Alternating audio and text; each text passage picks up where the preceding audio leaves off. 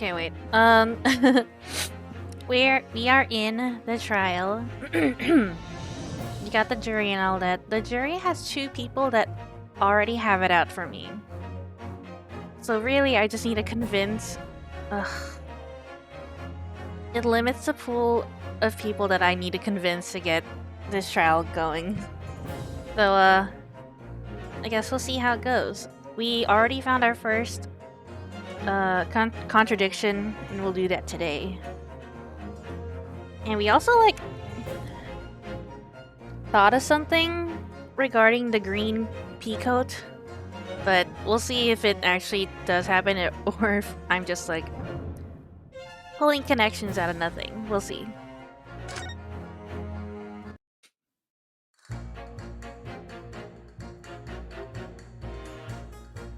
Slipped on Calabash Road. Let me check the map.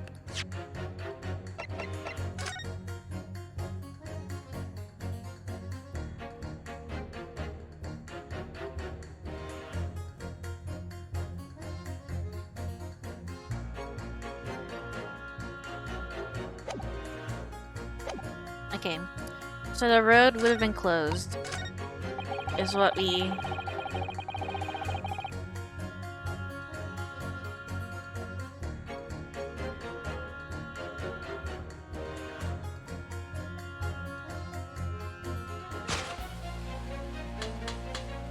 Objection! Those 2 statements are clearly at odds with one another. At odds, counsel? Explain yourself. Please, don't point! It wasn't me, I swear! Eh? What? I just want to get this done and dusted. Well, juror number 3. Oh, me, sir. What? What do you mean? Juror number 5's words just now are extremely significant. Let's take a moment to consider the implications of what's been said on our map of the local area. On the day in question, Mr. Natsume visited this bookshop to purchase a number of second-hand books. And on the same day, we now know that there were works being carried out on Meerschaum Street, making it impassable. Which means that the defendant's route home could not have taken him along Meerschaum Street and down Briar Road. Oh, yes, of course. What do you think, sir? Well, yes, you can't argue with that really, can you? We must have had a good 2 yards or more to pavement up. Every gentleman and gentlewoman that came along had to turn back and go the other way. So, the only conclusion is this. The defendant must have taken the longer route back to his lodgings. Yes, I suppose he must have. I suppose it must be right, eh? Juror number 3, you said the following. The man who wouldn't have gone around the house is on his way back from the bookshop. But we see now that he had no choice. Yes. My lord, Mr. Judge, sir, if I may. Yes. I don't think in all good conscience I could say the man's guilty now. Yes, I'd like to see this trial continue so we can get to the bottom of what really happened. Yes, Twinkie!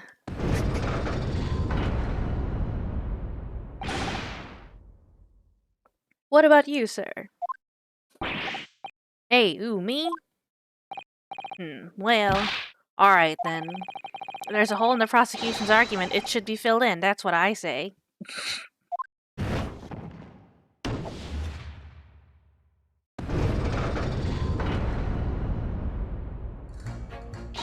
Oh, well done, Mr. Naruhodo. That was wonderful. Well, we've managed to change a couple of minds at least. It's strengthened our position somewhat. Yes, and will prompt the other members of the jury to reconsider their stance as well. They'll be asking themselves if their current leanings are really right or not. Now, if we could just identify one more clue or discrepancy that would make them stop doubting Mr. Natsume. You might be able to tip the balance completely. Yes, that's exactly what we've got to do. Van Zieks is looking to bring this trial to an early conclusion. That's what we have to prevent, by whatever means we have at our disposal. Thank you, counsel. On with the summation examination, please. Yes, my lord. That was the only... That's the only contradiction that I could see. But let's see what the others have to say. Can only have been the victim. Well, now we can pit these two and the old man against each other because they walked home the same way.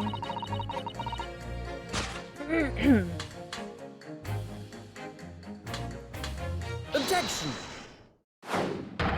Those two statements clearly show a flaw in the juror's reasoning. A flaw? What are you talking about, counsel? Well, juror number 2, juror number 6. My, whatever do you mean, sir? I think perhaps the old man didn't hear you. Unbelievable. It's not like I was loud or anything. There is at least one fact of which we can be sure here. The bookshop receipt found in the defendant's room clearly indicates that on the day of the attack, he had been to Your Books and purchased a number of second-hand titles. He then returned home on foot. But the man says he has no recollection of his return journey. That's correct. But what he does remember is seeing someone appear in front of him on the way. Someone in a green overcoat who suddenly collapsed on the pavement before his eyes. Yes, we are all well aware of all this. The poor young woman who was stabbed, obviously. Objection! Can we really be sure of that, madam? My, whatever do you mean? I'm sure you heard juror number 6's account of what happened to him that day. That same afternoon, there was somebody else apart from the victim, who was wearing a green overcoat and who fell over on the icy streets in the neighborhood. Oh my. My goodness, you mean... That's right, I'm referring, of course, to hard of hearing juror number 6. Are you really suggesting the person in the green overcoat whom the defendant saw collapse in front of his eyes was the jolly old gentleman on the end of the bench here with me today? That is entirely possible, yes. After all, the old man has a somewhat similar build to the victim. Yeah. But look at that. My goodness me. Sorry? You need a pee? And crucially, we know precisely where the old man in the green overcoat fell. On Calabash Road.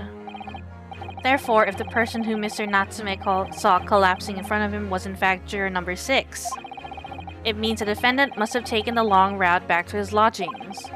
And if that's true, then clearly, the crime scene on Briar Road where the woman was stabbed was not on his way home. Oh my! Whisper.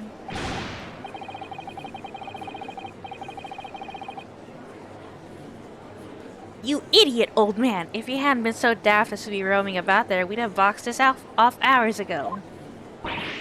And really, what were you thinking wearing such a befuddling coat? What'd you say to me? Is it a crime for the elderly to walk the streets these days, Is it a crime to slip over on the ice? Is it a crime to keep up with the latest styles and wear a beautiful green overcoat, is it? It's not. I love your coat.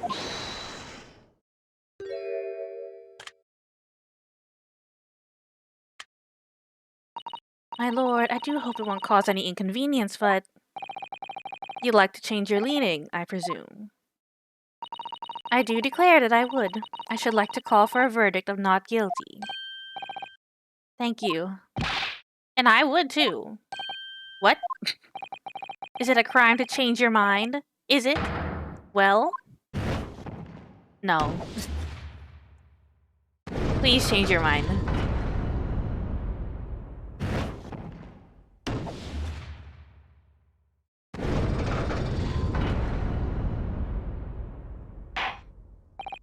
Well, that summation examination has concluded with a rather large shift in opinion. The ayes 2, the noes 4. So the noes have it, not guilty, they say. Which means we no longer have a consensus among the members of the jury. The trial will continue. Objection! Chuck it.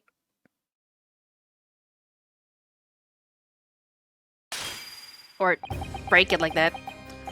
Could it seem churlish of me to drink from my hallowed chalice moments after raising an objection? Only to crush it in disgust. Pray forgive the discourtesy. Lord Van Zieks? It seems I must retract my earlier remark. What do you mean? I mistakenly credited these jurors with intelligence by describing them as insightful. Yet we have just witnessed them falling for a cheap trick performed by an Eastern entertainer. Alright. A. Whatever do you mean? Objection! I haven't tricked anyone. Everything I've said is the truth. Indeed. Stalwart juror number 5 was undoubtedly repairing the road, as he claims. I believe you said it was a good 2 yards of the pavement which you had excavated, sir. That's right. Took me the whole day and they paid me a measly tuppence for it. Now, my learned Nipponese friend, tell me. Do you have any notion of the distance that 2 yards represents? Well, if I'm honest, I don't have a clue, no. 2 yards is a little less than 2 meters. Less than 2 meters? That's not much at all. In other words, a distance readily vaulted by anyone of moderate vigor. Would you not agree, my stalwart friend? Hey, me?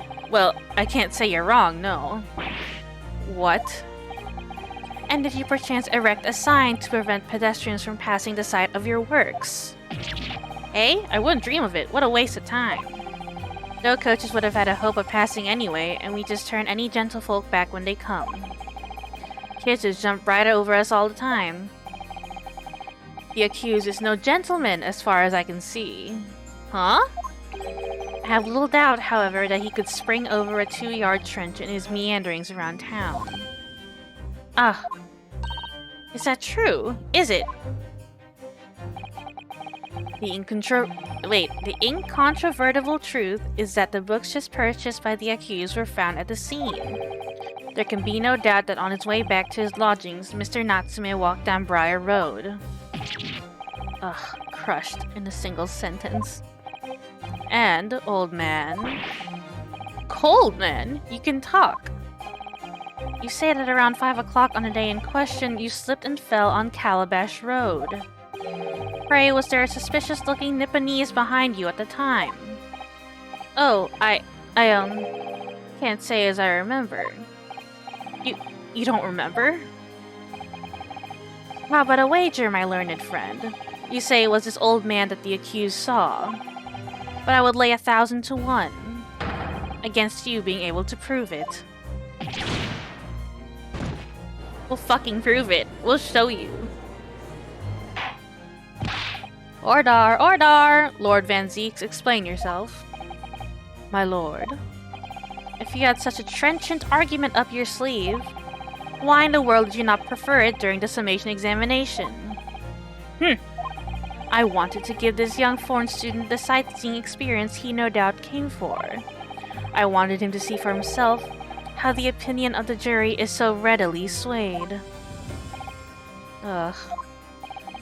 But my hospitality has its limits, and they have been reached, I feel. Oh. So, my learned friend, today's sightseeing tour of London is now over. What are you talking about? My lord. The prosecution requests permission to call its next witnesses to the stand. Oh, hell yeah. Granted? Oh, granted. Bailiff, bring forth the witnesses. It's next witnesses. Mr. Naruhodo, do you not remember? You've been told on several occasions that there were eyewitnesses to the incident. Yes, I remember one of them being a Scotland Yard policeman, no less. Afraid that's likely to be the prosecution's next witness. Alright, no matter who Van Zieks brings to the stand as his witnesses, and no matter what they say, I believe in Soseki-san. I know he's innocent. And I'll keep believing to the very end, until this battle is over.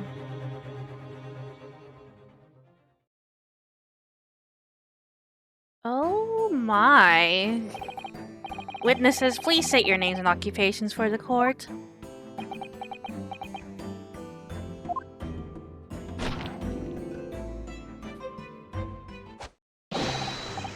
Constable Rolly Beat, sir. Nothing to report in the street, sir. And I'm Miss Beat. And I'm Mrs. Beat. Patricia's my name. I'm proud to say I'm this young town hero's wife.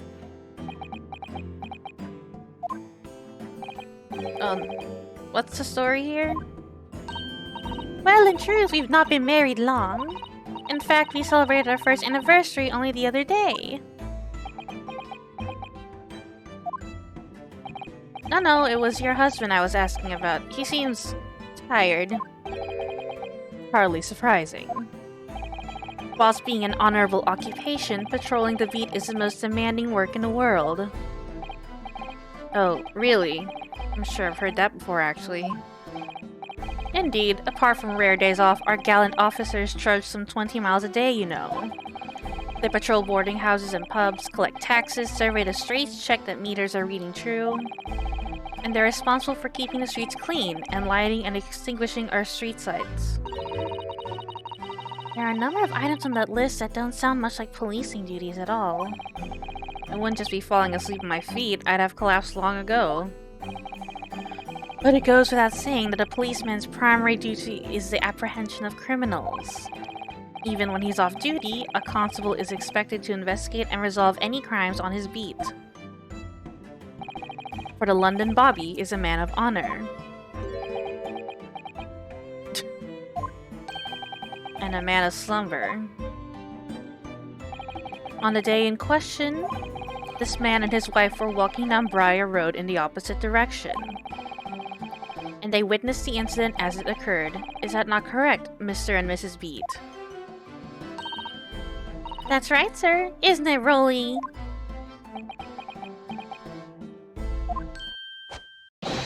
Constable Rolly Beat, sir. Nothing to report in the street, sir. Great witness he's going to be. Very good. I'd like to hear your formal testimonies now, please. You will tell the court exactly what you saw on the afternoon of the incident. Yes, sir.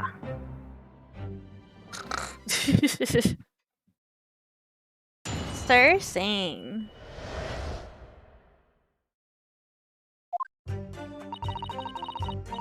It was our wedding anniversary and Rolly was taking me out for a meal. There was no time to change after work. Wait. Are there scarves looped, connecting them to each other? Anyway, two silhouettes appeared out of the fog in the pavement in front of us. All of a sudden, one of them just collapsed on the floor. Then the other scattered something before running off. We ran straight over, of course, and went for help at a nearby police box. It was definitely that Japanese man in the dock. Rolly and I both saw him as clear as day. Did you? There's the fucking fog. Well, this is extremely compelling testimony, I must say. Oh dear, this policeman and his wife are claiming to have positively identified Mr. Natsume at the scene. If their testimony is true. The alternative course of events that you establish in the summation examination will be quashed. It's death knell, in fact, because that alternative was never viable in the first place. What an unfortunate bechancing, and on your wedding anniversary too. Oh, I know, but I still managed to go out for the evening with my man. I thank the Lord for that. Gosh, the life of a London Bobby sounds very hard indeed. Indeed. However, this cross-examination will be over in minutes. You may well have time to rest this afternoon. What do you mean by that? My learned friend, the witnesses saw the face of the man fleeing the scene. They are testifying under oath that it was without doubt the accused, Mr. Soseki Natsume. And one of these witnesses is a policeman, no less, so you appreciate the gravity of the situation, I'm sure. Except that the man's so tired his wife has to do all the talking. Enough preamble, counsel for defense. Commence the cross-examination, please. Yes, my lord.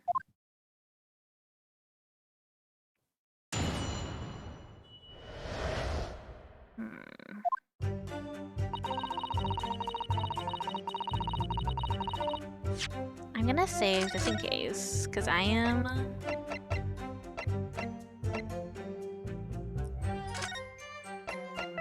scared of losing lives. Hold it! No time to change after work, you say. Are you also a member of the police, Mrs. Beat? Oh no, sadly not. It's a job for strapping young men only. Women, children, and the elderly can't even apply. Well, I think you can probably see why children and the elderly can't do the job, can't you? I think Rolly looks ever so handsome in his uniform. It seats you down to the ground, doesn't it, darling?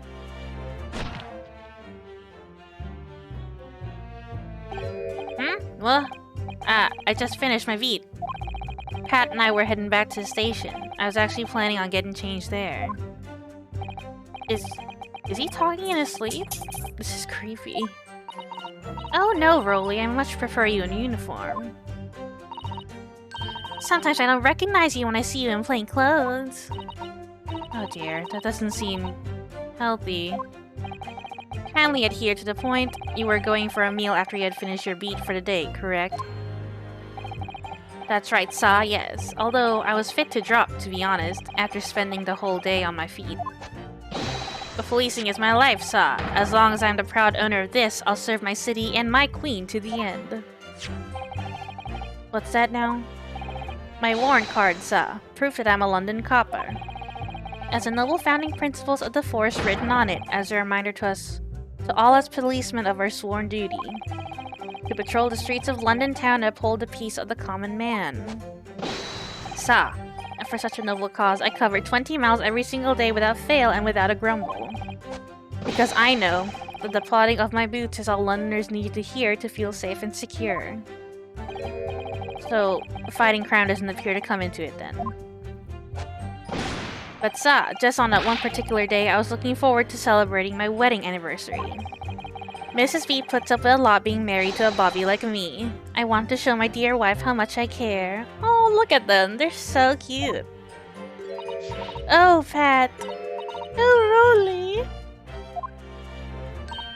Oh, what a charming couple. Their young love is such a joy to behold. A little over the top, perhaps. And then, kindly describe what happened next. Alright, nothing there.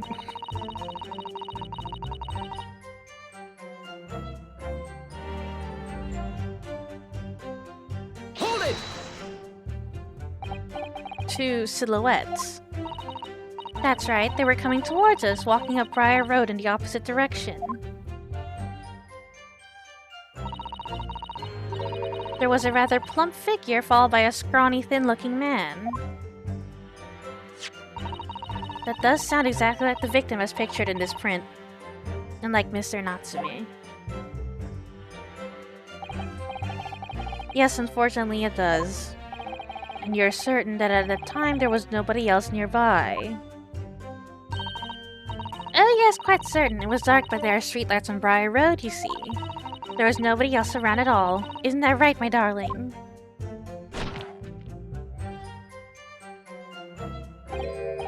What? Ah yes, that's right. Of course, there was a light fog on the ground. But Briar Road is dead straight and you can see a fairly long way down the pavement. Then there's a street lighting as well. I didn't see any other pedestrians. Before sleep takes a firm hold, your answer please, Mr. Beat. Are you quite sure of what you've just said? Yes, sir. As a copper who spends all day every day keeping watch on the streets, I'd swear to it, sir. I'm as sure as my love for Patricia is true. Oh, Pat. Oh, really? They're still maintaining there was no one else around other than the victim and the attacker. It's starting to seem like that must be how it really happened. It's beginning to seem like there's nowhere to run. Well, that didn't stop Mr. Natsume, did it? He fled the scene all too convincingly. Thank you. I believe we have a reasonably clear idea of the situation just before the incident now. What happened in the crucial moments that followed? Damn, nothing there. Hold it! Scattered something. What do you mean by that? Oh, well, I couldn't quite make out what it was at the time. But then when we got closer, we realized what it was. Didn't we, darling?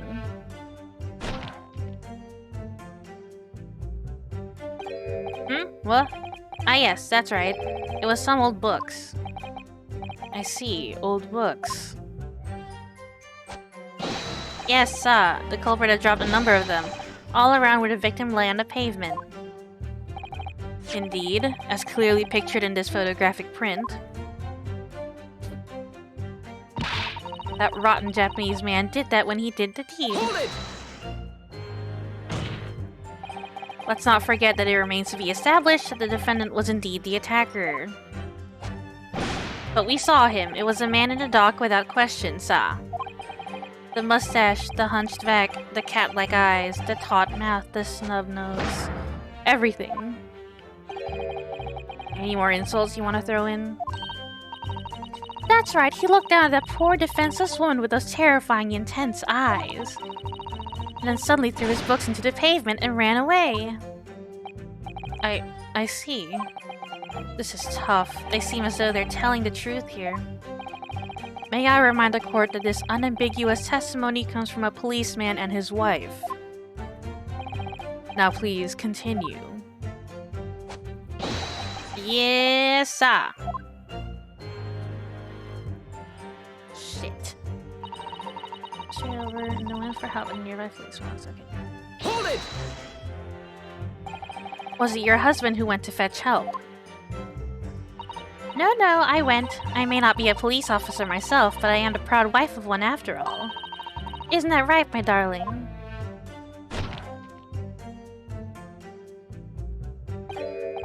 What? Oh yes, that's right. I asked Mrs. B to go. I was off duty by that point. But a Bobby's never truly off duty, of course, so I felt obliged to stay and guard the scene. Very laudable, Mr. Beat. Preserving the scene of a crime is a task of considerable importance. That's why I sent Patricia, you see. I told her where to find the right police box. Forgive my ignorance, but what do you mean exactly by the right police box? Depends on the crime's location, you see, as to who deals with it. Where the woman was stabbed wasn't actually on my beat. So I told Patricia the way to the police box for the beat the incident fell under so she could go and report it. I ran there as quickly as I could and asked for help from the Bobby on duty. There's nothing more potent than a young couple in love working together, you know. And thanks to your swift response, the case was quickly resolved. The actions of two model citizens. Oh please, you're making us blush, isn't he, darling?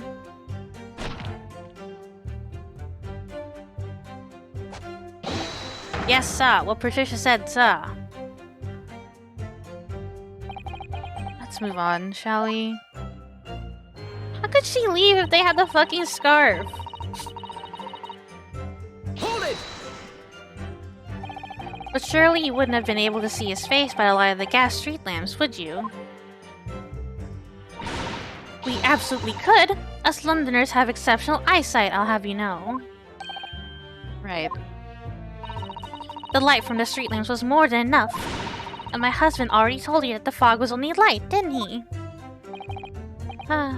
Yes, and what of the fog? We're famous for it across the globe, I believe. But it's an absolute menace to those of us who have to live with it, of course.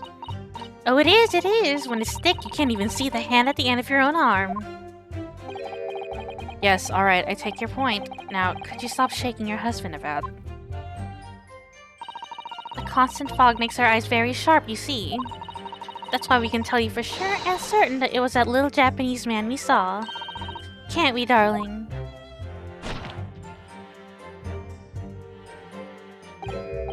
What? Yes, it was the accused and no mistake. The mustache, the hunchback, the cat-like eyes, the taut mouth, the snub nose. It's unmistakable, sir. As far as this couple's testimony is concerned, there can't be any question. It was Hoseki-san they saw running away from the scene of the crime. Heck. So that's it, is it? That's their entire testimony. What do you think, Mr. Naruhodo? Well, I hate to admit it, but on hearing the testimony, it really does seem as though Mr. and Mrs. Beat saw what they say they saw. Mr. Natsume running away from the scene on Briar Road that day. Yes, I feel the same. So if that's true, where does it leave us? The members of the jury are sure to call for a guilty verdict after this testimony. Oh no. Then what do we do? If Kazuma-sama were here... What are you trying to say? I think you would try to find a contradiction somewhere else within their testimony. What do you mean, somewhere else? Their statement about seeing Mr. Natsume is unequivocal. Calling that into question won't help. But if you could identify some other part of their testimony which appears to contradict the facts, you might be able to discredit them, to make the jury doubt that the pair's memory of the day is accurate. Oh, right. But simply, we must focus on finding a discrepancy in these statements somewhere. If we don't, I'm afraid the trial may reach an early and unfavorable conclusion. Ugh, why do I always seem to be so up against it? I know, but like... Mr. Lawyer, sir, can I ask you something? Oh, yes, of course. What is it? Well, you keep asking us all these questions about everything we told you so. It seems like you don't believe our testimony. Is that right, is it? Well, out with it. What? No. Oh no, it's really not that at all. My husband's a policeman, remember? And I know what I saw. I remember every last detail, everything. Like... Oh, I know. What about the books the man dropped? I could tell you the names of every single one I could. Alright, yeah. Every single one. And you dare to question how reliable my testimony is. That will do, Mrs. Beat. No, it won't do at all. That Japanese lawyer has no idea what I'm capable of. Even if I decide to forgive him for insulting us, don't think for a minute that Rolly will. I really didn't mean to cause offense. Please put your husband's fist down. Perhaps you would like the opportunity to supplement your testimony, Mrs. Beat. Might that appease you? Hell yeah, thank you. Thank you, my lord. That would settle things nicely. Wouldn't it, darling?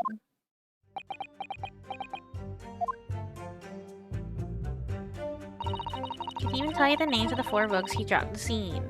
4?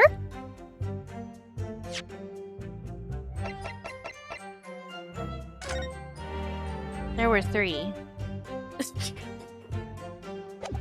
I'll press her on it, but just in case. Hold it! Yes, we know that there were books dropped at the scene of the crime, as you say. Those purchased by the accused at the nearby second-hand bookshop on the day in question. After I'd been to the police box for help, I decided to have a good look over the area for good measure. I'm a proud policeman's wife, after all. I did it for Rolly. And what was your husband doing at the time? Oh, he was lying face down in the snow, getting some well-deserved rest. Hello? He works ever so hard, you know. Ever so hard. Don't you, my darling? Interesting way of guarding the scene of the crime. Well, Mrs. Veet, seeing as you've regaled the court with tales of your powers of recollection, would you be so kind as to recount the titles of the books you observed at the scene? I'd be happy to. Now, are y'all listening? There was The Picture of Monsieur Somebody or Other and What's It Yearnings? Hold on. Check it. Canterbury. And there was, A Meal for Someone, and the last one was definitely The Thingamy Something. You see? Yes, I see there are 1 or 2 holes in your memory. Oh well, they were along those lines, I'm quite sure. There were indeed books found at the scene with titles along those lines, as you put it. Oh, what did I tell you? So I think it's very mean the way you've been implying that my testimony can't be trusted. Don't you agree, darling? Whoa, anyone who obsessed my Patricia will have me to answer to. Put your gun down. Okay. Terrifying. Yes, she really is. So do I show the picture? Or the receipt? Or do either work? Okay.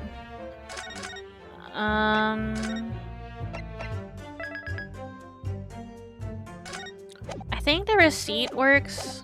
Let me look at it again.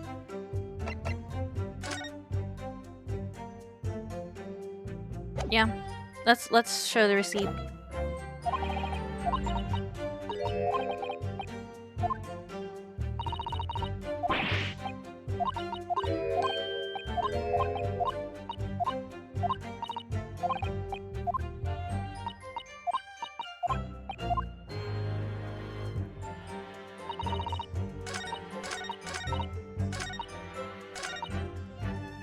Let me save again just in case. Hee.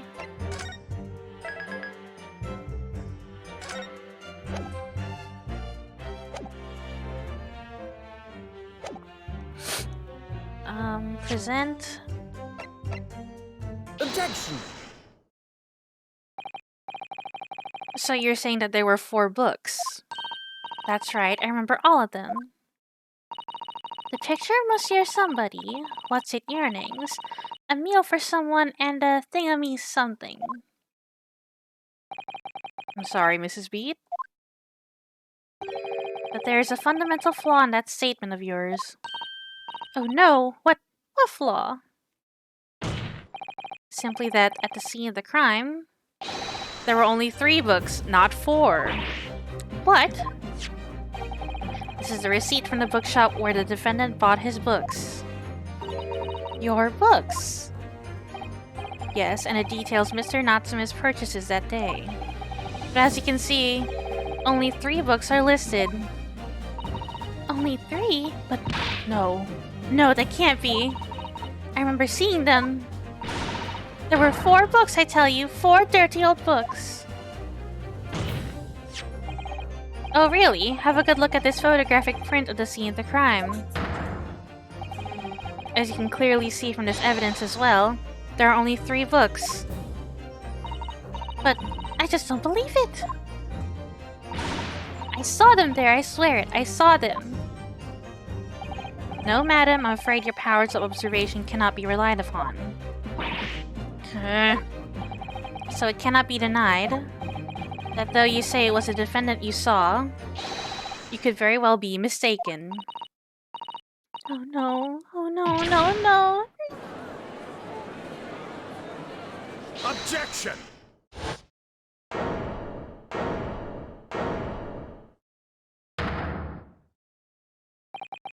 It's plainly evident that it is your powers of deduction that cannot be relied upon, my learned Nipponese friend. What? What cannot be denied is that these 2 witnesses saw the accused running from the scene. A fact you know very well you have no hope of disproving. So you've striven to avert attention from that by dint of some inconsequential discrepancies. No, but that just proves their testimony's wrong. Come on now. Would that be fair? Ah, he sees right through me. But your plan has somewhat recoiled against you. What are you talking about? It's quite simple. Let me explain with a toast. To the policeman's wife and her entirely accurate testimony in every respect. Oh. You see, the matter is not up for debate. At the scene on Briar Road, a total of 4 books were most definitely found. Objection! But what about the photographic print? It only shows 3 books. Quite right. Only 3 can be seen in that print. That print? You mean to say... Allow me to present another. One that shows the victim's hand.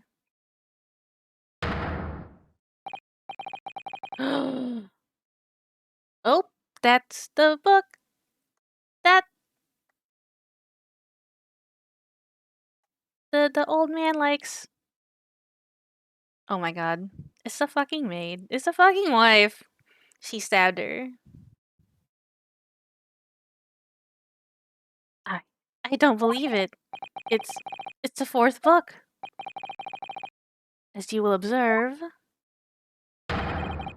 the fourth book was hidden from view in the original print by the victim's torso. No. No! Why didn't you show that earlier, bitch? Order, order! There, you see? Look at that. Look! Yes. It's just like I said, isn't it, my darling? Yes, sir. Patricia's always right, sir. Let us study the receipt for the books purchased by the accused on the day in question. Mrs. Beat, the titles once again, if you please. Oh yes, of course, the picture of Monsieur somebody or other. The picture of Monsieur Lecoq. What's it, yearnings? Canterbury yearnings. A meal for someone. A meal for Gaboriau, in fact. As the court has just heard, the witness remembers the book titles flawlessly. Save for a few minor details, Mrs. Beat's powers of recollection can only be described as exceptional. Did you hear that, Rolly? The gentleman paid me a compliment. Yes, sir. Flawless, sir. Patricia is flawless. But there are only 3 books on the receipt, and Mrs. Beat mentioned 4. There's nothing surprising about that. Clearly the 4th book is that which is shown in this photographic print. I'm sorry, counsel, but does that not seem odd? Why should the 4th book be omitted from the receipt? It's not odd at all, my lord. As the photograph clearly shows, the 4th book was found in the victim's clutches. In other words, it belonged to the victim. The victim was holding her own book. I wonder, what became of the 4th book? Obviously, it wasn't overlooked by the investigating officers at Scotland Yard. I have it here as evidence. You will submit that and the aforementioned photographic print to the court, please, counsel. My pleasure, my lord. Time to fucking look at these!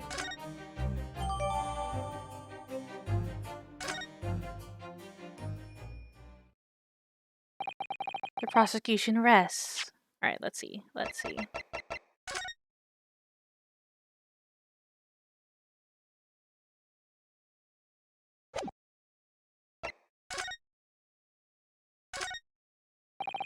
Can't find anything out of place.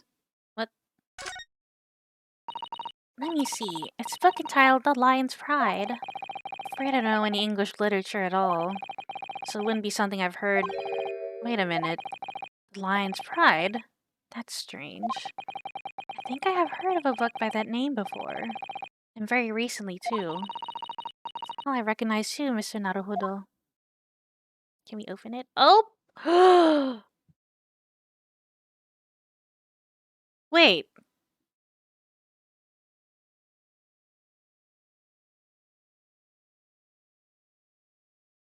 So now I'm confused with the events that happened in that room between the old man and his wife.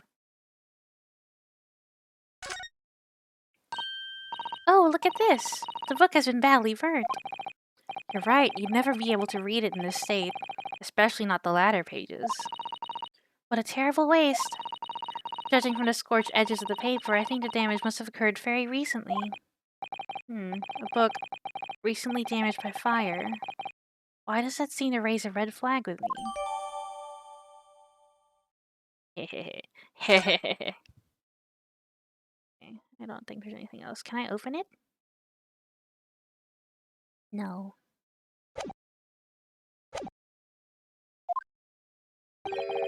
I have nothing further to add. What? You seem surprised, my learned friend. But your resistance until now has been in vain. Entertaining, yes, but futile. The spurious longer route to the accused lodgings that you tried to establish in your summation examination, and the attempted discrediting of the witness's powers of recollection in your cross-examination. Futile? I walked right into this, didn't I? You see, everything we've said is true. Oh god, you're so dusty, Ginger! She rolled around in the dirt. Isn't that right, my darling? Yes, Pat. Marry me, Pat. So perhaps the ladies and gentlemen of the jury would like to reconsider their positions. Should the court waste any more time on this Nipponese travesty? Or is the decision you have to make all too apparent already? You have heard all the witnesses and seen all the evidence. This trial has run its course. Mr. Naruhodo, I'm afraid we are in a terribly precarious position. I know, but if I fight back in the wrong way now, I could very well just make matters worse. Think, Rinosuke, think. What do you do now?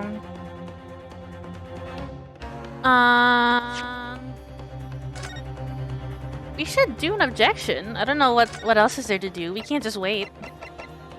Unless there's another part where we can... like... scream out loud or something. Whew. Need more coffee.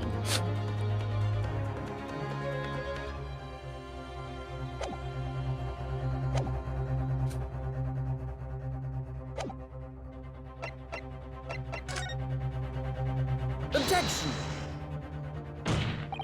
I'm not done yet. No, my learned friend, it's over. That last cross-examination was your final chance to establish a credible defense, and you failed. The die has been cast. There is no more room for debate. Well, it might be over as far as you're concerned, but... I can't think of what to say. If I may, Lord Van Zieks. It seems somewhat boorish to close down the debate at this point.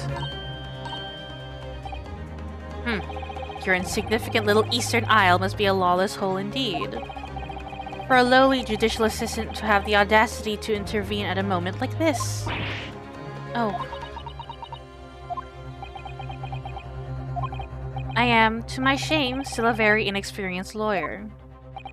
So you will have to forgive me, but I consider my assistant's advice essential and her opinions invaluable.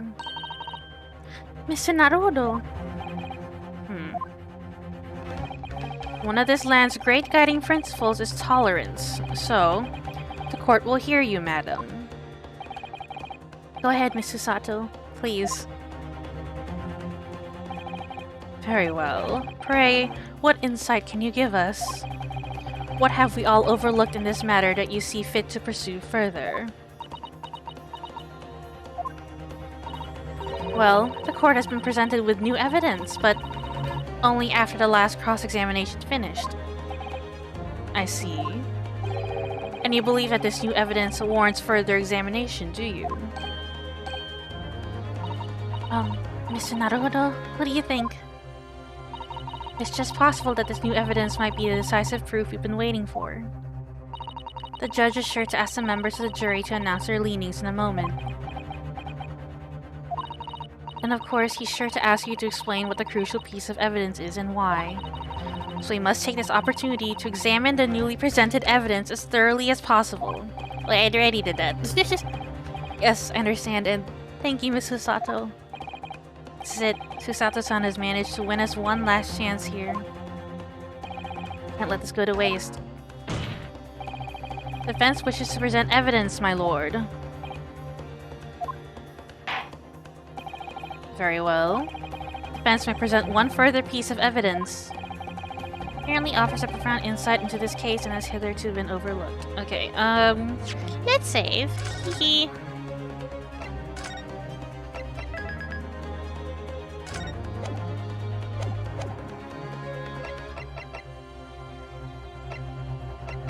couldn't be the book. Take that! The evidence in question is what we can see from the newly presented photographic print of the crime scene. The fourth book found in the victim's hand. Objection! We have already discussed the fourth book at length. Other than it being in the victim's grasp at the time of the incident, no significance has been attached to it. Pursuing the matter further would be a flagrant waste of the court's time, as you well know. Yes, I'm afraid, counsel, I must concur with the prosecution on this matter. When I afforded you this opportunity, you led the court to believe that the evidence in question contained a hitherto undiscovered clue. So I must insist that you elaborate, counsel. You will identify this clue at once. Do I make myself clear? Oh, yes, my lord. It's, Mr. Naruhodo. I believe the prosecution is trying to avoid a thorough examination of the evidence. Which means you may very well be on the right track. Yes, I think you might be right. So, counsel, precisely where is the vital clue to this case which this fourth book conceals? It's right here! I can't save, but I know this is it. Got it! Would ask the court to observe the back of the book in question. The back? What do you... Good gracious! It's been burnt to a crisp. So we have to ask ourselves, why was the victim clutching what is clearly an unreadable book? It is undeniably an extremely unnatural thing for her to have been doing. Objection! Unnatural, you say? And what of it, my Nipponese friend? Oh, were I to concede the point, if it bears no relation to the case, there is nothing to discuss.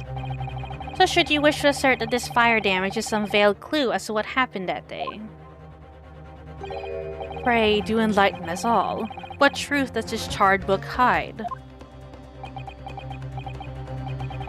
A charred book.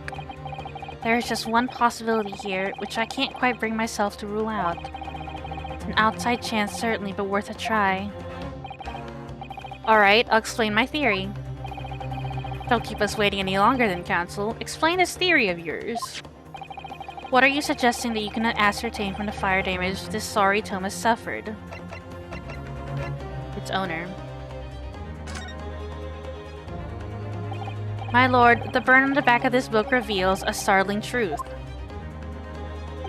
About the book's owner. I beg your pardon? But you already know who the book belongs to. The victim was gripping it in her hand as she fell to the floor, after all. It's obviously hers. The question of how this book came to be in the victim's hand has yet to be answered. However, as to the questions of who the book really belongs to and where it originated, the defense has very credible answers. Good gracious, how can you possibly... Very well. I'll play along with this futile attempt to delay your inevitable demise. But do remember, the members of the jury may well burn you if your little gamble goes awry. Counsel, the defense's response here is very likely to influence the final outcome of this trial. So tell the court, who do you claim is the owner of this burnt book? I'm gonna say, just in case. Hee hee, but I know who it is.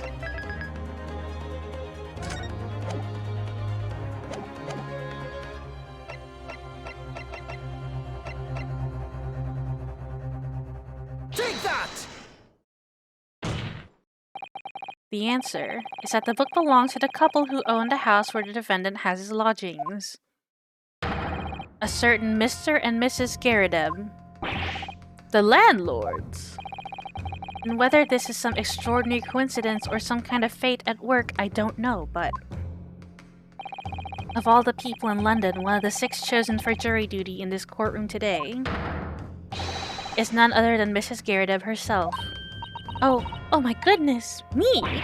I think you must be mistaken, sir. I'm not Mr. Garadeb's wife. I'm his maid. Things would be so much easier if you would just drop the pretense. Alright then, how about a simple question for you? Have you ever seen this book in Mr. Garedeb's house? I would never presume to know all the books he keeps, sir. Objection! This is outlandish behavior. This woman is the accused landlady, you say. You implicate this hard-working member of the public. You just besmirch her without a shred of evidence. Girl, I got evidence. Your actions are unforgivable. Objection! This is not mere conjecture. The defense happens to know that on the day in question, at almost exactly the same time as the victim was stabbed on the pavement below, another incident was taking place in the room on the top floor of Mr. and Mrs. Garedeb's house. Good lord, what sort of incident, counsel? A fire, my lord. Right to say it was having to blink of an eye. Blah, blah, blah, blah, blah, blah.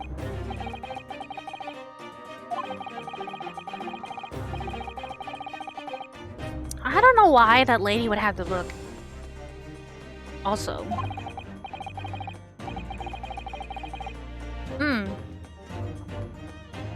Lost my favorite.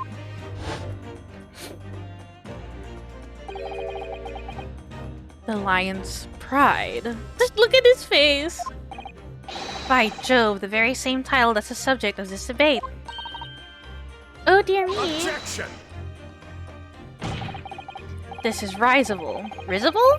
All you've told the court is that a book by the same name was involved in a fire. In which case, it would be reasonable to assume that it was burnt to ashes. And entirely unreasonable to infer that it magically removed itself to the scene of the crime. Perhaps it would make more sense if I told you that the cause of the fire was marital discord. Without going to details, it appears that Mrs. Garedeb was considerably enraged. Apparently, she continued to attack Mr. Garedeb even amid the flames.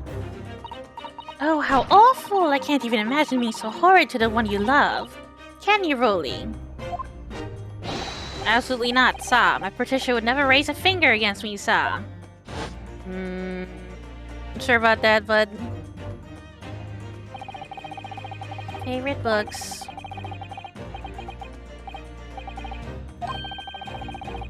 Hurling things at me.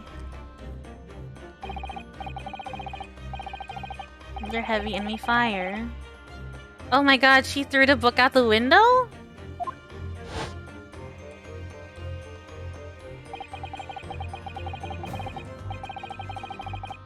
Wait a minute.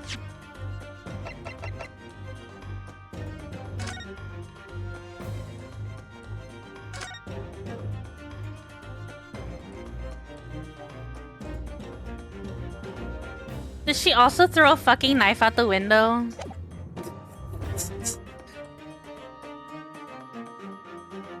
But where did the books come from?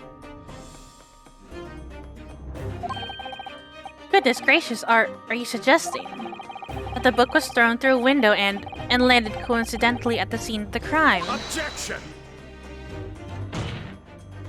No. A thorough investigation of the surrounding area was conducted the very evening of the incident. And there is no report of the Garedeb's window pane being broken. That's quite true. We also saw no sign of broken glass when we visited the Garedeb household. But is it not conceivable that the window was open at the time in... not even remotely? Let us not forget the season and the chilling weather that accompanies it. No Londoner would ever leave a window open in the middle of winter. Does the defense postulate this scenario in all seriousness, counsel? Do you earnestly claim that the book found at the scene was a flaming projectile thrown by Mr. Garedeb's wife? I believe it's a possibility, my lord. Okay, good. I was like, yes. That's quite enough.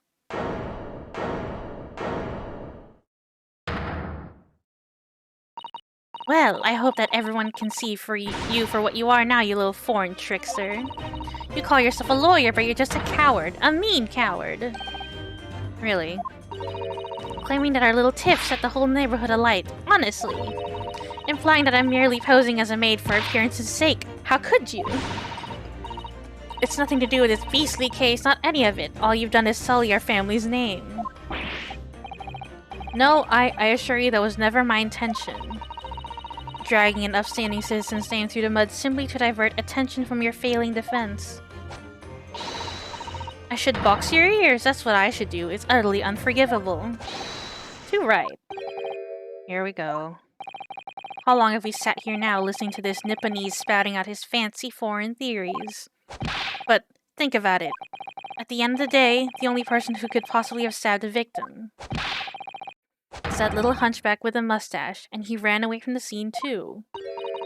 I do declare you're right. It's true.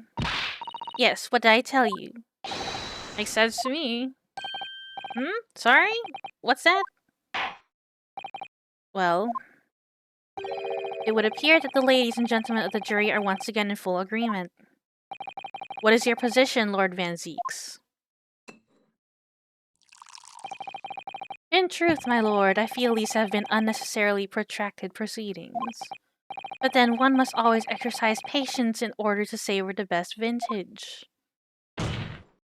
No, wait. The mystery of the fourth book still hasn't been... If books are your predilection, my learned friend, study them on your own time.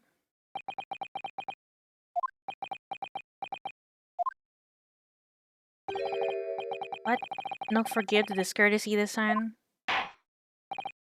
Ahem. In that case, ladies and gentlemen of the jury, you will now state your individual decisions regarding the defendant's culpability for the court to hear. Guilty! Guilty. God, do I have to do this shit Guilty. again? Guilty. Guilty.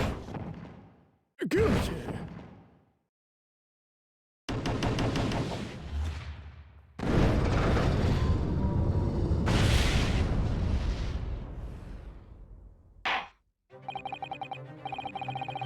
Thank you for that unambiguous response. It's twice now. It's over. Mr. Naruhodo, don't give up. Miss Susato, have you forgotten? The battle isn't over yet. You're not suggesting. Of course, the defense has a right to another summation examination at this point. You can still convince the jurors to change their minds. You have one more chance. My lord, the defense asks to exercise its right to a summation examination. You believe you still have tricks up your sleeve? I don't intend to trick anybody. I intend to uncover the truth. It's no time to be downcast. As long as there's a chance, I have to stay strong and determined. Let's go, boy. Oh, okay. Let's go, boy.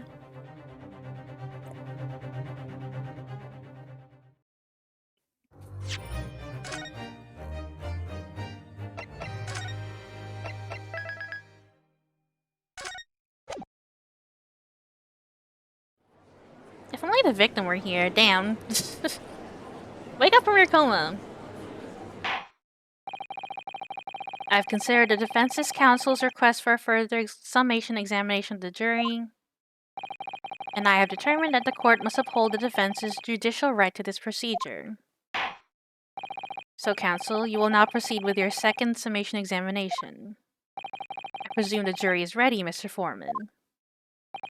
We are, my lord. Very good.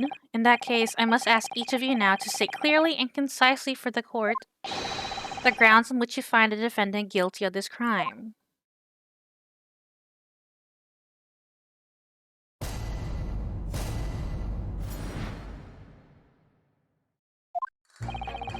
The accused left behind evidence at the scene, didn't he? Those 3 books of his. If there was some novel alternative explanation about how the victim was stabbed, I might reconsider. Even if the woman was throwing books, it can't be related to this crime if the window was closed, can it? Dearie me, it was only a little book. Hardly life-threatening, even with a direct hit. Look, I just want to get this over with. If I don't bring home some pay tonight, I'll be in a tidy bit of trouble. Come to think of it, we had a fire at home a while ago. It gave me the sneezes. Wait, what?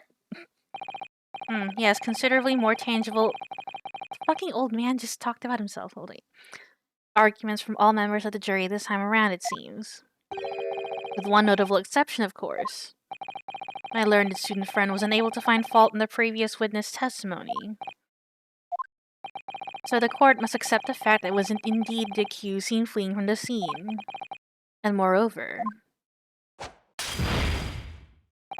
no one else was even at the scene to commit the crime. Well, if the eyewitnesses are correct, it would seem as if the conclusion is somewhat set in stone. I fail to see how it can be argued any other way.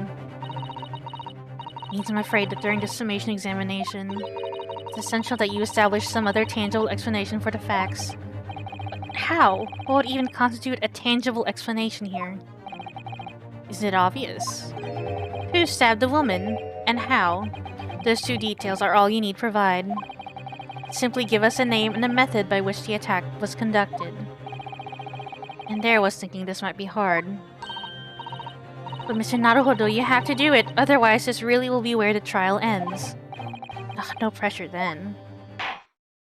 I think she really did just throw a fucking knife out the window. It's quite enough preamble. Proceed with the summation examination, please. Because she was reaching down to pick up the book, knife was thrown out the window, got lodged in her back. Yeah. I presume you are prepared, counsel. Oh yes, my lord. Alright, Inosuke, focus your mind now.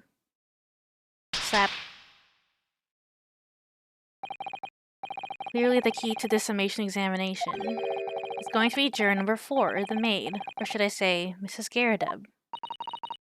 You have a book that disappeared from the Garrideb's house on the evening of the incident, and the 4th book found in the victim's hand. There must be a way to link the two. Yes, that's what we have to find. Using every technique I've learned in my short career so far, whatever it takes. Don't forget to keep an eye on Mrs. Garrideb and how she reacts, even to the things other people say. Oh, neat. Okay, I can, like, press her on things.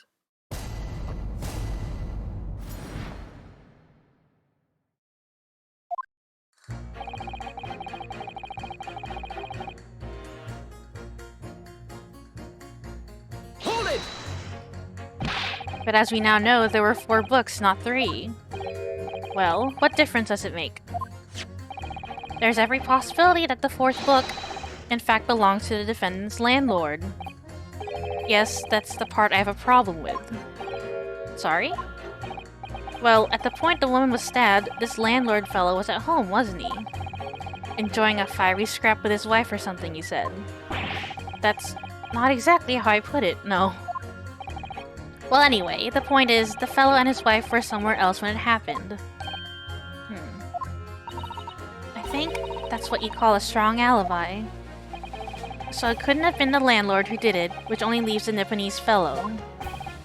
Honestly, I can't see what all this palaver's about. It's a done deal, isn't it? I suppose it is, since I've nothing witty left to say.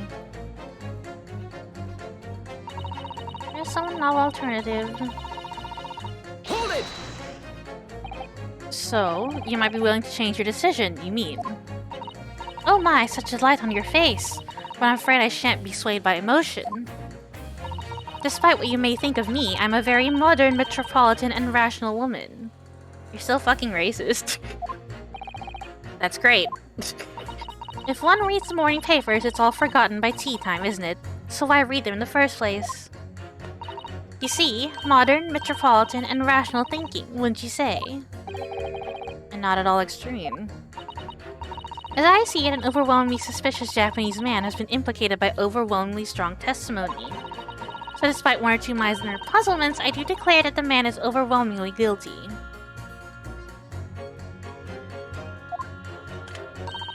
Modern, metropolitan, and rational logic, wouldn't you say? Overwhelmingly. But as modern gals are always delighted to embrace new fads, you know. So I'd be only too happy to consider an exciting new theory if you can come up with one. Damn, she's willing to change her mind because of the fad to be the trendy. I'd be happy to do that too, if only I could. Let's do our very best not to disappoint the modern and metropolitan young lady. Right.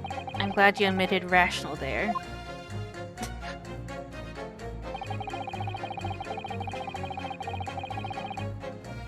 Hold it!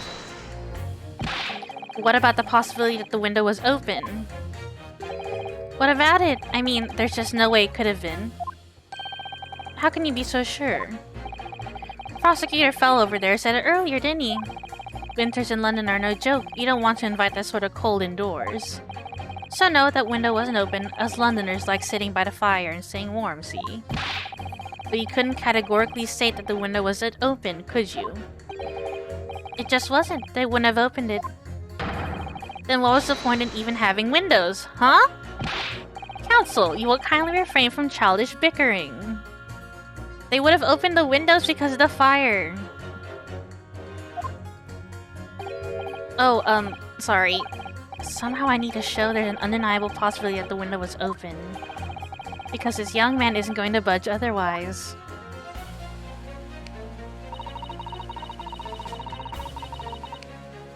Hold it! But the little book was on fire at the time, was it not? With flames of love, I'll have you know. There's really no such thing as a loving incendiary bomb. Well, he brought it upon himself. It's playing with fire to betray a fiery love. Isn't it? Well, don't you agree? Oh, well, any kind of betrayal is certainly a bad thing, yes? But I think the argument might have arisen out of your misunderstanding, Mrs. Garrett. Never you mind that. The point is we were just having a jovial little dispute, nothing more. And I won't have any more of these suggestions that it was anything whatsoever to do with this crime. Right, well, we'll see about that. What about juror number 5? He doesn't seem to be turning a hair at Mrs. Garridev's relentless onslaughts. It's almost as though he's used to it. What a gentle soul he is. Do you know her? Hold it! You just want to get this over with. How can you sit there and say something like that? A man's future is at stake here. Well, him and me both then, like I said before. What? I told you already, I'm a day laborer, aren't I?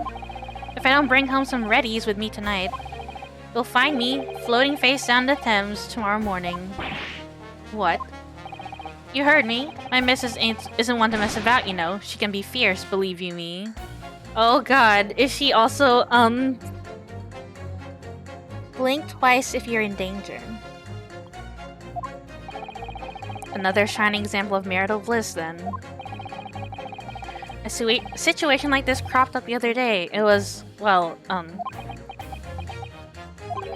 you know, it's funny, but I can't quite remember. Jesus fucking Christ, did she knock you out? Sorry. It was too frightening, that's the thing. I must have blocked it out. Helpful. I wonder if Mr. Reed will ever be dragged into the Thames by a scarf. Don't even go there, Mr. Sato. Jog his memory about this. About the what? The beating? Hold it! Does that have anything to do with your decision about the defendant's culpability in this case? Sorry? What's that? You'll have to speak up, lad. Could you tell us more about that fire? It was last winter. My grandchildren baked me a lovely cake on my birthday. It has 75 candles on the top, it did. What a sight to behold it was. You put candles on a cake? Was it some kind of devil worship? Of course not. It was an angel cake. To celebrate my birthday, obviously. It seems it's a common custom here in Great Britain, Mr. Naruhodo. Anyway, I mustered all my puff to blow them out. Only I must have blown wrong somehow. The flames didn't go out, but candles went flying all over the room. The furniture caught and everything went up. The whole place filled with smoke. Definitely sounds like devil worship to me. And by the sneezes, I presume you mean a cold.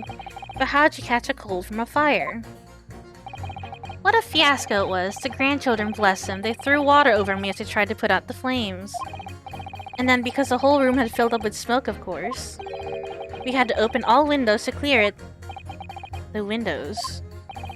The biting winter air rushed over me like the devil dancing on my grave, it did. I caught a terrible cold from it. It put me in hospital for a while. Won't forget that birthday in a hurry. I knew it was devil worship all along. Something about this old man's story is playing on my mind for some reason. Yeah, I got it. I got...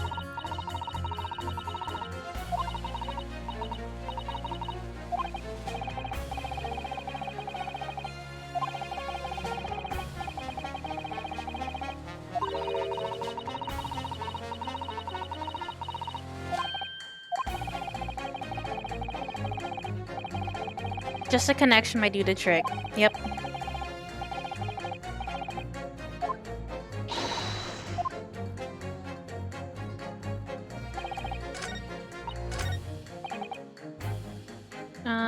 Pit with this guy. Objection! These two jurors' statements clearly contradict one another. They do. How exactly, counsel? Don't point at me again. I told you it wasn't me. What's that you say? Speak up, lad. Speak up. Juror number 3, do you see? Oh, me? See what, sir? To hear juror number 6's account of his birthday celebrations last year. It seems, despite being a Londoner, he once opened his windows in the middle of winter. Well, yes, of course, but because it was an emergency.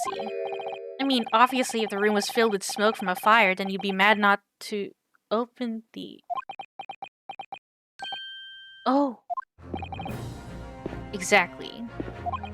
On the day in question, at the time of the incident, there was a fire in the Garadeb household. And Mr. Garadeb had the following to say about it. The whole place filled with smoke. Oh, my hat! Oh my gosh, she's just chugging! Excuse me! Juror number 4, do you have something to say about that? Mrs. Garadeb. Oh, dearie me.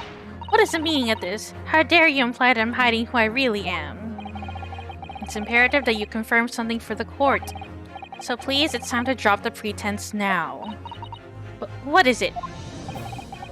When the fire started in your house that day, did you or your husband open the window? Huh? I beg your pardon? What are you insinuating?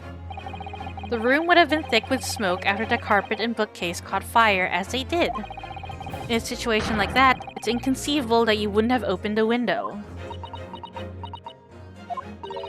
And what if we did? Oh, all right then. Yes, you're right. My husband was frantically trying to open the window. Which can't have been easy since I continued to give him a justly deserved book battering. Even though your house was on fire. Oh, you never stop throwing until the anger subsides. It would be terribly bad for the nerves to do otherwise. Of course, I should have realized. A significant step forward, Mr. Naruhodo. You managed to establish that the window was open. You simply must have that added to Mrs. Garadeb's formal statement. The window was open in time, clean forgotten, but it's true. Hold it! The 4th book found the scene of the crime shows very obvious signs of fire damage. And the title of the book is The Lion's Pride. The same title, in fact, as the book that Mr. Garadeb told us he had been reading. Well, I really couldn't say. On the day in question, did you or did you not throw at your husband the copy of The Lion's Pride that he had been reading? I did. It was the first thing I could lay my hands on, so I hurled it straight at him. And now you come to mention it, yes. He was rather enjoying reading it, you're right. Why did you not reveal this information to the court from the outset? Because I couldn't, you insolent little man. I didn't remember. At times like that, you pick up and throw whatever you can lay your hands on, as well you know. I really don't. I barely noticed I was throwing a book, much less the title of it. You got something to say, sir? Excuse me! What is it, juror number 5? You know something? I've remembered what it was. That memory had blocked out. Ah. I was listening to what this granny was saying, brought it all flooding back. Who are you calling a granny, you cheeky devil? I'm Mrs. Garrideb, or the maid. I'll have you know. The man doesn't even flinch. Please tell me that's not because he's so used to being hit all the time. Yes, it is. And it's bad. It was about 2 weeks ago now. I just got back home after work, I put my hand in my pocket for the wages I just earned that day, and I nearly died. There was a hole. Every last penny had dropped out. Oh dear, what a disaster. You haven't heard the half of it, boy. Oh? The wife was cutting up some chicken at the time. I could hardly get the words out, but I told her straight. I've lost a day's wages, love. Next thing I knew, the blade was whistling past my ear. Stuck into the wall next to me it did. About an inch deep. No words. Just terror. I could smell it then, you know. That god-awful stench of the Thames. I was sure I was going to end up face down in the muddy banks that night, I can tell you. Now, that's a real disaster, isn't it? I'll never use the word lightly again. Anyway, the point I'm trying to make is this. When women lose their rag, they'll throw anything at you. Knives, hatchets, hammers, you name it. Mr. Naruhodo, you mustn't think that all women are so short-tempered and unrefined. No, I wasn't thinking that. Throwing household objects at people is... well, it's so uncivilized. At least attack with honor, using a bow or the like. What? Attack? Who are you going to attack? Never mind. Anyway, this man's words could be rather significant, I think. Alright, we'll come back to the bow and arrow thing later, if I dare. You can shoot Herlock Sholmes. I'm okay with that. Oh, but will the woman be angry that I'm bringing this up to her? Because she's a modern metropolitan woman. Be safe.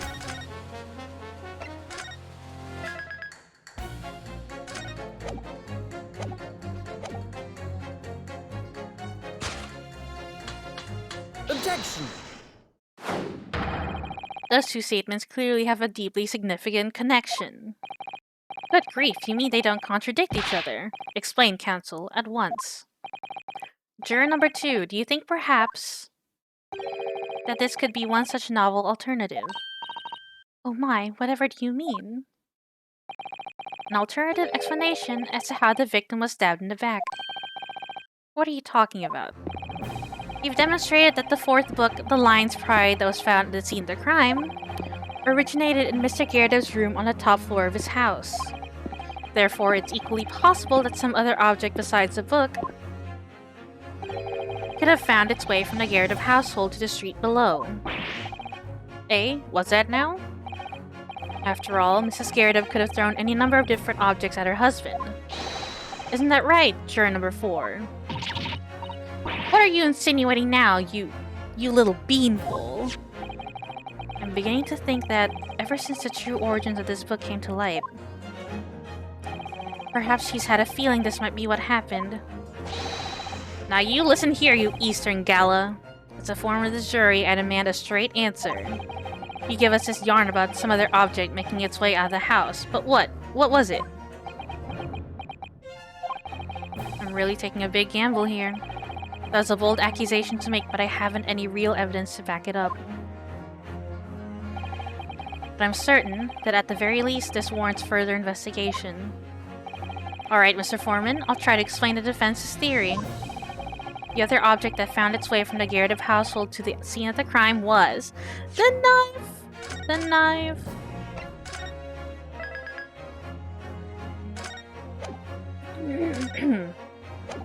Oops.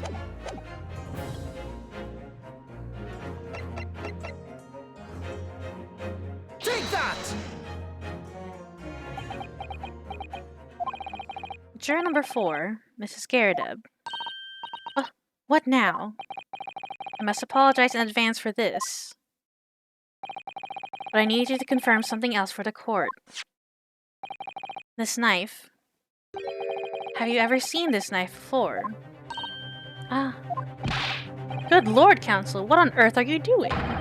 That's the weapon that was lodged into the victim's back, man. My lord, remember that when the victim was attacked, Mr. and Mrs. Garrett were in the throes of an argument. Mrs. Garrett was hurling anything she could at her husband, who had been backed up against the window. A window that had been opened to clear the smoke, and through which a book sailed to land at the crime scene. We can't seriously believe that. The book was found in the victim's grasp. Are you saying that it flew out the window and across the street to land neatly in her hand? Huh, even my missus hasn't got a name like that. Yes, I admit there are many details we don't yet understand. That's the point. That's precisely why. We must not allow this trial to end. Not right now. Oh my. Mrs. Garrett, your answer, please. Have you seen this knife before or not? Oh, Oh god. Hello? My lord. I wish to change my decision. I'm a woman of my word, after all. Thank you, madam. Yes, I agree. I certainly didn't see this coming, but... Oh, wow, you have morals. Or not morals, you have conviction. I just don't think it would be right for this trial to come to an end now with so many unanswered questions. Mr. Foreman.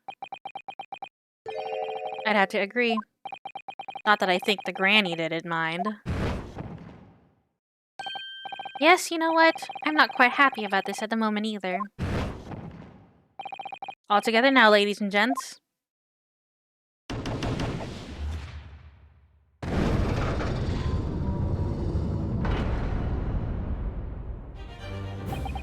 We did it. Oh, congratulations, Mr. Naruhodo. So, as a result of the defense's summation examination, a number of jurors' leanings have changed. 2 jurors call guilty against 4 now calling innocent. Accordingly, the opinion of this court is divided. This trial will continue. Throw a glass. Do it, Van Zieks. Hehehehe.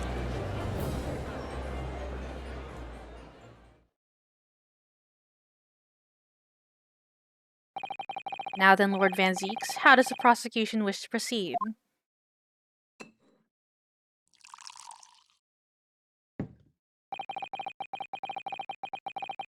This trial is rapidly descending into a farce.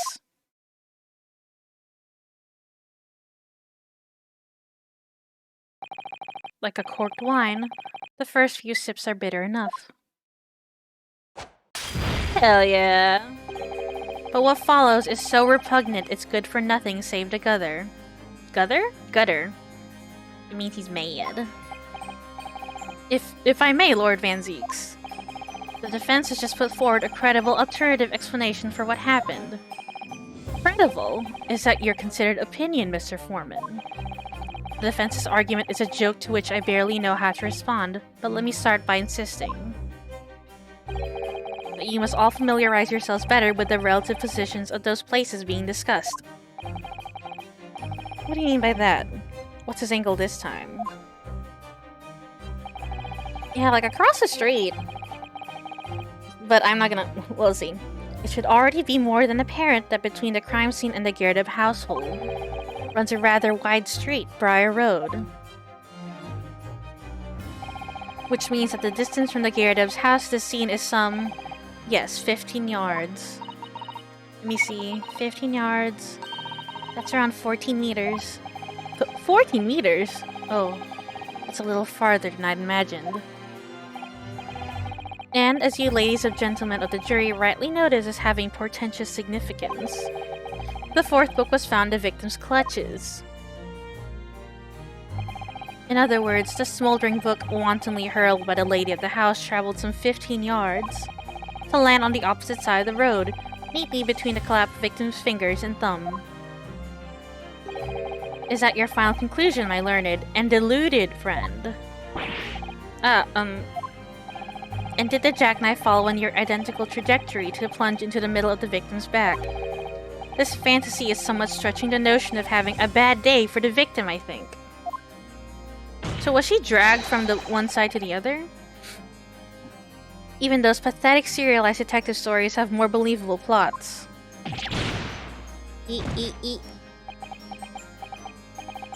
There's nothing I can say to that. That prosecutor loves the sound of his own voice.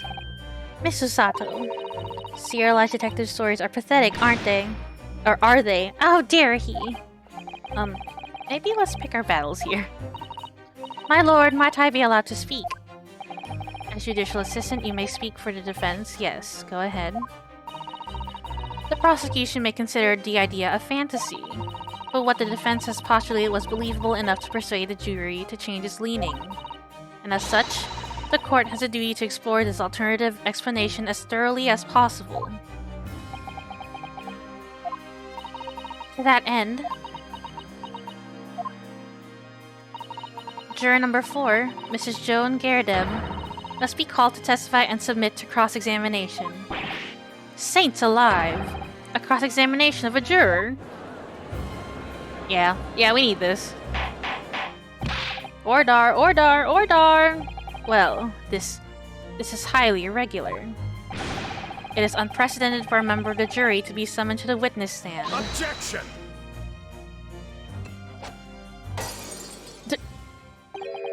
And unnecessary.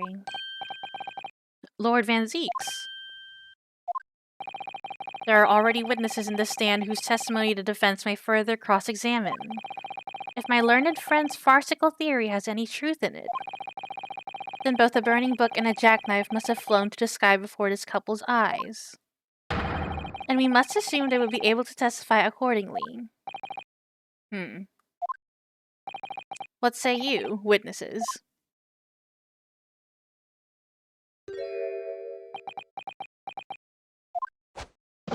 Yes, sir. Constable Rolly Beep reporting for duty, sir.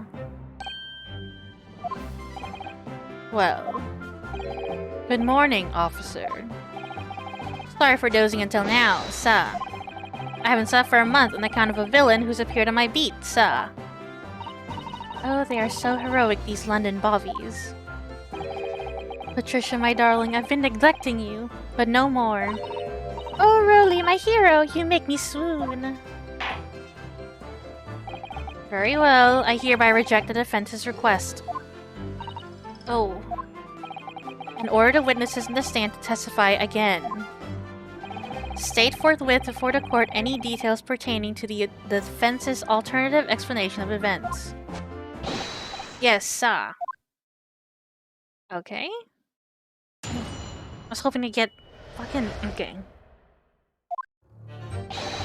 But he's talking now. This case has nothing to do with Mr. and Mrs. Garadeb. Believe me, a London bobby is good for his word. You see, sir, the windows on the top floor of the Garadeb house are top-hinged casements.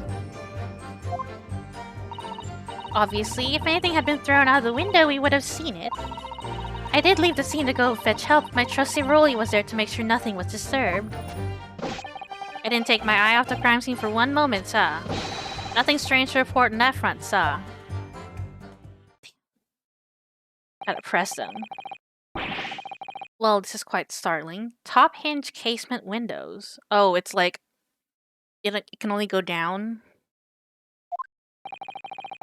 That detail was not in the police report, Constable.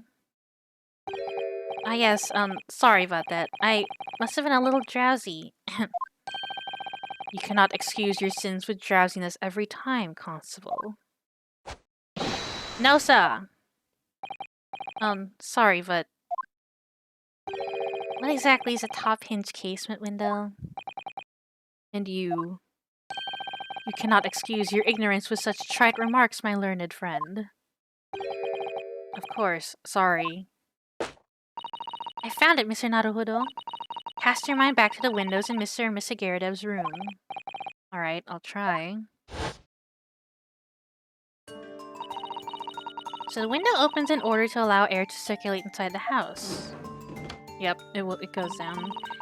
But as it's a top hinge casement window, it swings open along the upper edge, you see. I'm glad you've rectified your ignorance. A casement window's most prominent feature is its stay, a metal bar which prevents the window from being opened beyond a certain amount. It It prevents it opening. This is all news to me. Absolutely correct, sir. In other words, if a book or knife were to have been thrown through the open window, it would have gone down.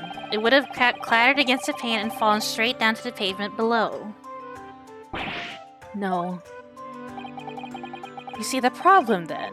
Good, your education in Windows is complete.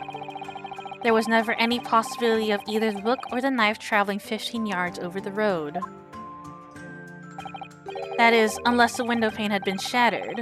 Something we've discounted already. Hold on. There was a bike that had the front wheel, like, smushed in. So maybe somebody just ran into her and she moved to the other side of the road. That can't be. You see that, Rolly? The young Japanese man just collapsed in agony. Oh yes, my darling, I saw it. I saw how he crumbled before me. Oh, Rolly, you're so strong. How is this happening? I haven't even started the cross-examination yet, and already my argument's been destroyed.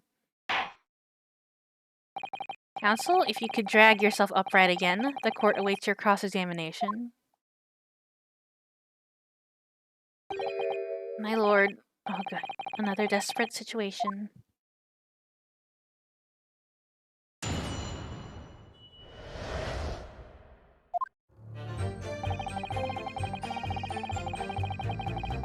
Hold it! How can you say that for certain? Very good question, sir. And the answer is this. It has the noble founding principles of the force written on it as a reminder to all us policemen of our sworn duty. He showed us that before, didn't he? Did he? I can't say I remember. Yes, he did. He was asleep. To patrol the streets of London town to uphold the peace of the common man. It's what the job's all about. And that is why I can stand here today beside my long-suffering wife and tell you a Bobby's good for his word. While rubbing my tired eyes admittedly, Sa. Oh, Rolly, you're so manly. Of course I am, my darling Patricia. Oh, Pat. Oh, Rolly. No, none of this is what I meant. I meant, how can you say for certain that this case has nothing to do with Mr. and Mrs. Garadeb? Ah, I see, Sa. You should have said so earlier, Sa. Yes, well, so could you answer the question? That was a waste of time, then. Absolutely, Sa. I will answer it to the fullest of my ability, Sa. There's a surprising reason why Mr. and Mrs. Garadeb's domestic dispute can't be related to this case. But before I get into that, Sa, just one thing. Yes. I'd very much like you and all your countrymen to understand the great British institution of Scotland Yard. So I hope you'll take back some tales of us London bobbies and how we uphold our guiding principles. I wasn't planning on going back just yet. I've only just arrived here. So to that end, Sa, I'd be happy to lend you my warrant card for your perusal. But I must warn you, you won't be able to get through it without shedding a few tears. Thank you. I'll try. Alright, let's see.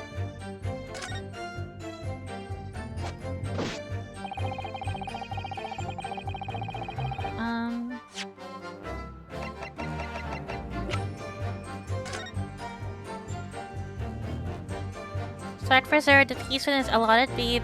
Patrolling officer expected to walk 20 miles around his beat every day for the furtherance of community relations.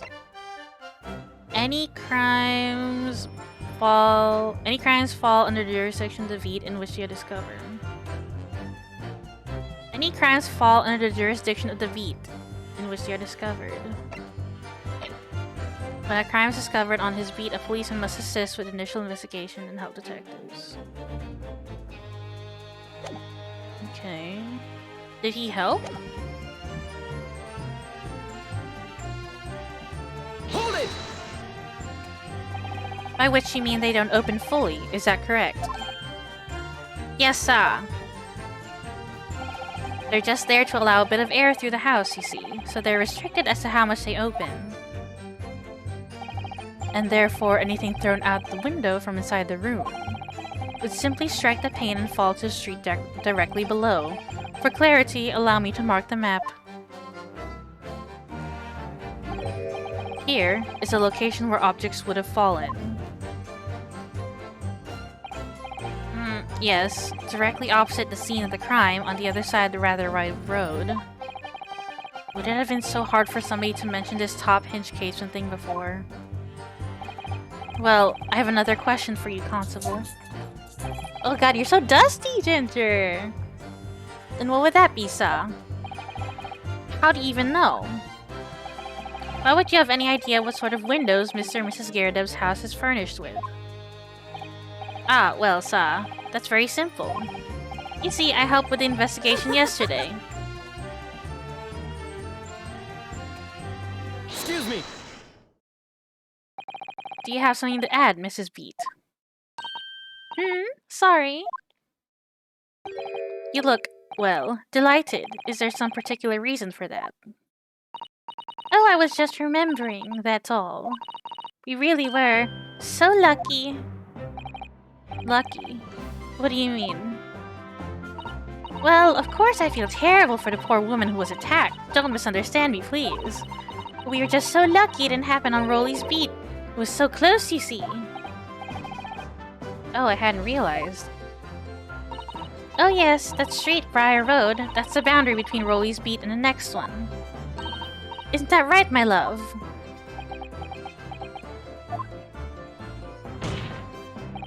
Constable Beat. Oh, yes, that's right. That's the reason I was helping out with interviewing the occupants of the Garadev household yesterday. Their house is on my beat, you see. So. That really was cutting it close then. Constable, I wonder if you could clarify something.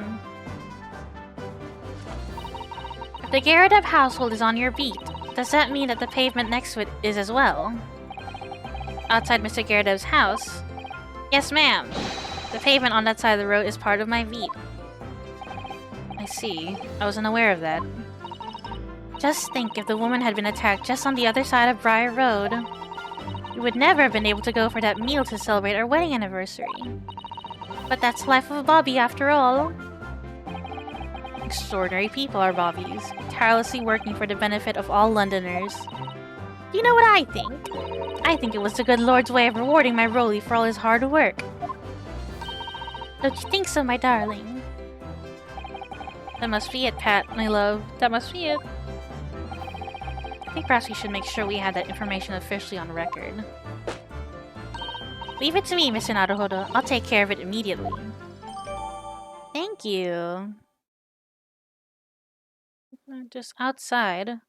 The border of which runs down the middle. Okay, so it's not his fucking beat.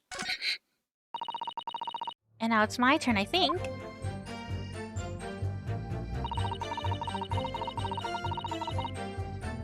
Hold it! But according to my notes here, the sun had gone down already and it was dark. Oh, but Rolly and I were strolling along, gazing at the night sky and looking for our lucky star. Sorry? The star that will guide us to eternal happiness. Can't I guide you to answer the question? If a flaming book had cut across the sky in front of us, it would have lit up like a shooting star. And if I'd seen a shooting star, I would have made a wish upon it. If Rolly being an inspector, I would have said, 3 times at least.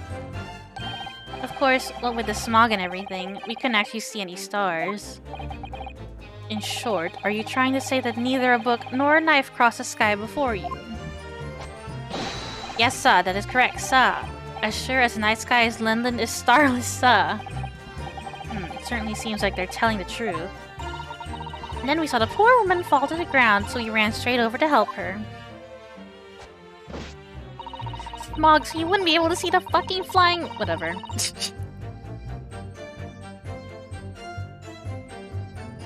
Hold it! Yes, you said that you went to a nearby police box to fetch another officer. Is that right? That's right, yes. If it had been on Rolly's beat, I would have known exactly where I was going, of course. Don't feel bad, my love. You can't be expected to know the location of every police box and every beat. The Rolly told me the way, only I sort of got a little lost on the way. Patricia, my darling, that's why I love you. Your terrible sense of direction is bewitching to me.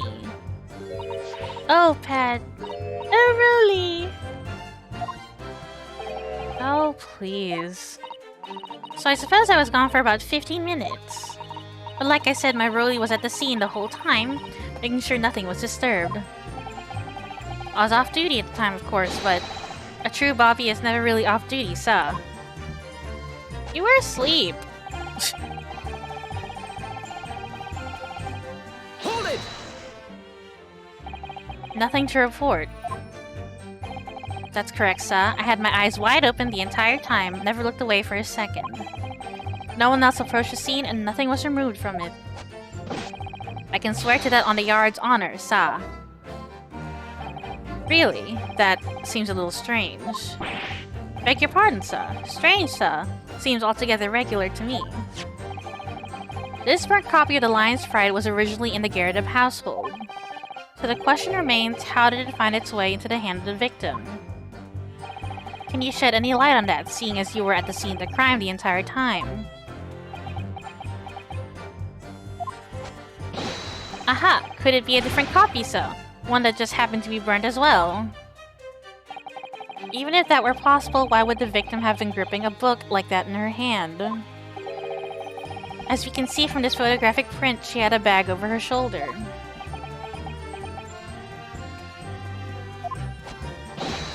Well, sir, that book was in the lady's hand from the moment we arrived at the scene. Is that so?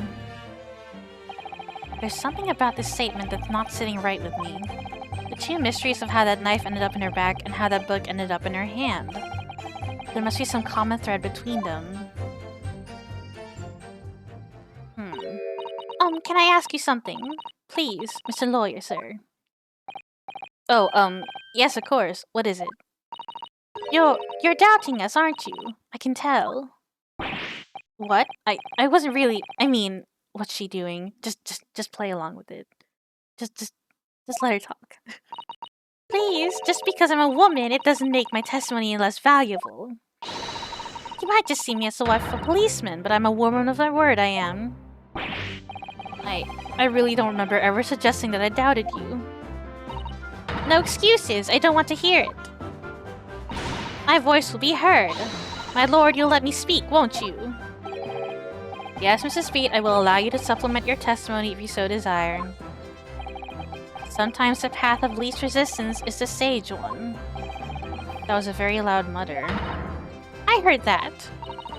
That Japanese man thinks a policeman's wife's word counts for nothing, does he? Well, watch out, sir. I might let you get away with something like that, but my Rolly won't. Duly noted, Mrs. Beat. Please, I humbly ask you to continue. What could she possibly be about to say, I wonder? I know what I saw, my eyes never let me down. My sense of direction's a little off sometimes, though. Okay. Hold it! Mrs. Beat, nobody is questioning what you've told us. I saw what I did. That evening I saw it clearly. That little Eastern man with the whiskers and the funny curved back slinking away from the scene. Ah. I know what I didn't see as well. I didn't see any flaming books or knives flying through the sky. All very clear. You also mentioned something about having a poor sense of direction. Oh, yes, well, that's a little embarrassing, really. I'm always ending up at the wrong place when I've made arrangements to meet Rolly. He gets ever so cross. Excuse me! Constable Beat, is there a problem?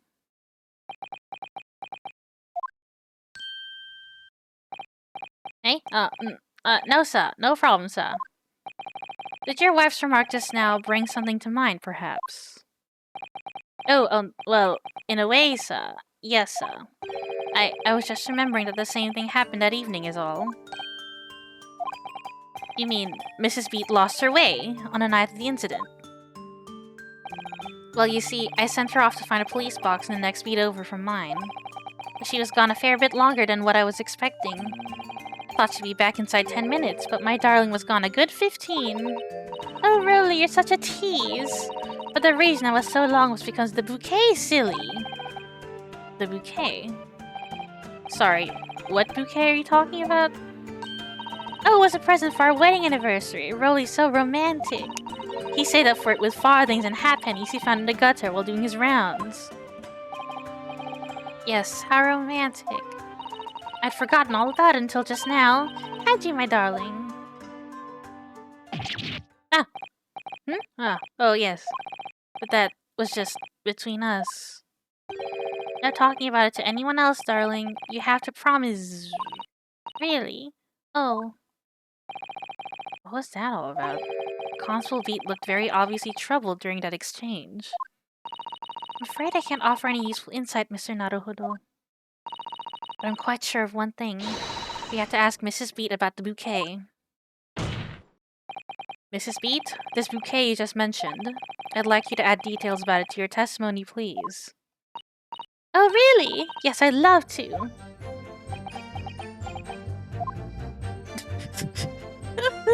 Oh boy. Alright. Okay, I'm gonna stop here.